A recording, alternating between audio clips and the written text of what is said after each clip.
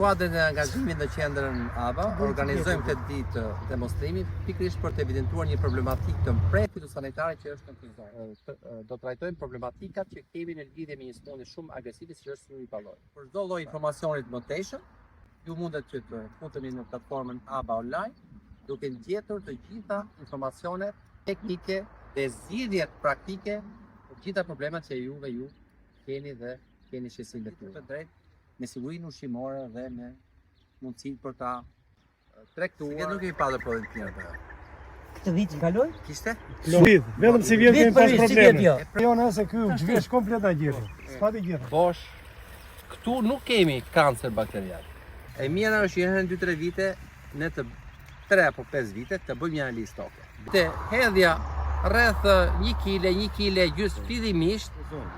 Dom të pyesim, cilat janë fazat të ndërhyrjes për ndryshe sulmi i pallojit? Fazat.